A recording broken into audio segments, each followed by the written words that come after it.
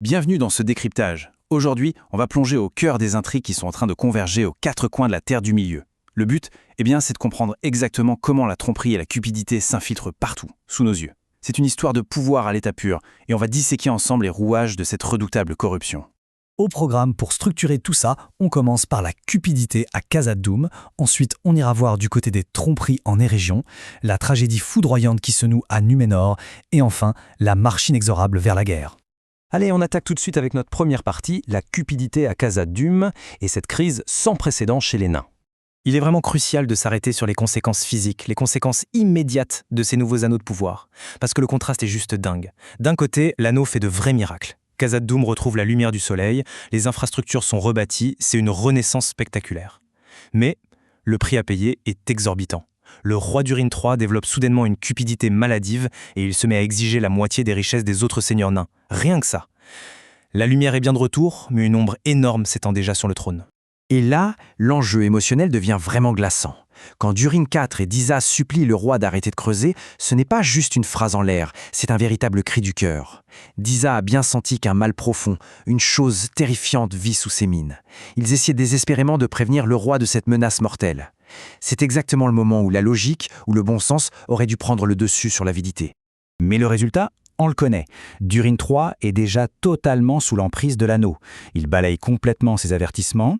Il choisit carrément d'ignorer la menace sous ses pieds juste pour amasser toujours plus d'or. Il veut creuser plus profond. Et pour couronner le tout, histoire de s'assurer que son projet fou continue sans encombre, il rétablit officiellement son fils, Durin IV, comme héritier. Bref, l'obsession de la richesse a complètement balayé la sagesse du roi. Ce qui nous amène à notre deuxième partie, la tromperie en Eurégion et plus particulièrement les manipulations psychologiques d'Anatar. On change de décor pour Érégion, où la corruption prend une forme beaucoup plus insidieuse. Pour vraiment piger la supercherie de Sauron, il faut comprendre ce fameux concept du monde invisible. C'est quoi ? Pendant qu'elle teste un anneau, l'orfèvre elfe Miredania bascule accidentellement dans ce royaume spectral, complètement caché. Et dans cette dimension, l'illusion s'effondre. Elle perçoit la vraie nature d'Anatar, et c'est horrifiant. Fini le bel elfe qui apporte des cadeaux, elle voit une entité absolument terrifiante. Sauf que la réaction d'Anatar est redoutable. Face à une Miredania traumatisée, il ne panique pas une seule seconde. Il la manipule de A à Z. Il commence par flatter le travail sur les anneaux nains. Il insiste lourdement pour en forger pour les hommes. Et puis, il tord l'esprit de Miredania avec une perversité folle. Il arrive à la convaincre que ce monstre qu'elle a vu, c'était en fait Celebrimbor. Pas lui. C'est du détournement cognitif pur et dur, d'une précision effrayante.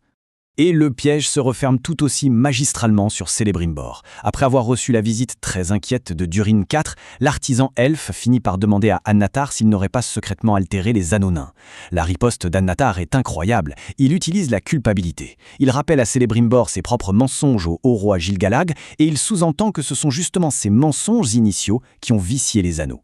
Du coup, Celebrimbor se sent obligé de continuer à forger, cette fois pour les hommes, en espérant réparer ses erreurs. Un véritable échec et mat. On laisse un peu la magie de côté pour aborder la troisième partie, la tragédie à Numénor, une vraie fracture politique ancrée dans le réel. La situation à Numénor s'accélère à une vitesse folle. La société est coupée en deux et la rupture semble définitive. D'un côté, on a une nouvelle autorité très brutale qui s'installe. Le roi Ar-Pharazôn charge son fils Kemen de réprimer la moindre dissidence avec une vraie poignée de fer. De l'autre côté, la résistance pacifique des fidèles s'organise. Eux, ils restent loyaux envers l'ancienne reine régente Myriel, et ils continuent de se recueillir fidèlement dans le plus vieux sanctuaire de l'île. Et l'escalade est foudroyante. On parle d'une question de minutes pour atteindre le point de non-retour.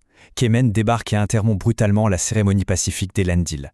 Dans la confusion totale, une relique sacrée est détruite. Forcément, ça dégénère en grosse bagarre.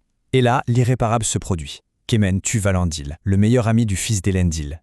Tout ça s'enscène à une vitesse terrifiante. Le bilan est juste catastrophique. Un innocent est mort. Et le pire, c'est ce retournement de situation totalement cynique orchestré par le pouvoir en place. C'est Elendil qui se retrouve accusé d'avoir déclenché l'émeute et qui est officiellement jeté en prison. Cette tragédie, ce n'est pas seulement la perte dramatique d'une vie, c'est le symbole évident que la paix civile à Numénor est morte et enterrée. La justice n'existe littéralement plus. Ce qui nous mène droit à notre quatrième et dernière partie. La marche vers la guerre. Le conflit inévitable. C'est précisément maintenant que toutes ces histoires isolées entrent en collision. La cupidité des nains, les manipulations chez les elfes, les émeutes des hommes, tout ça converge pour former un seul conflit massif. Elrond arrive en urgence à Lindon avec une nouvelle funeste.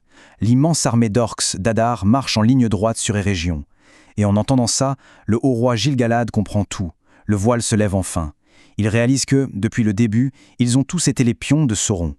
En prenant conscience de la taille du piège, Gil-galad se retrouve face à une question existentielle absolue pour l'avenir.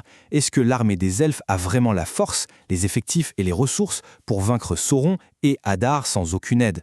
Et on sent bien que ce doute s'installe et paralyse instantanément les plus hauts dirigeants elfiques. Et pendant que les légions d'Adar frappent littéralement aux portes des régions, une option complètement impensable se présente. Adar propose à sa propre prisonnière, Galadriel, une alliance contre nature. Alors on se demande forcément, pour éviter l'extermination totale de leur peuple, les elfes vont-ils devoir s'allier au pire ennemi de leur pire ennemi? C'est un dilemme moral et stratégique absolument fascinant qui pourrait bien tout renverser et qui donne vraiment envie de découvrir la suite, pas vrai?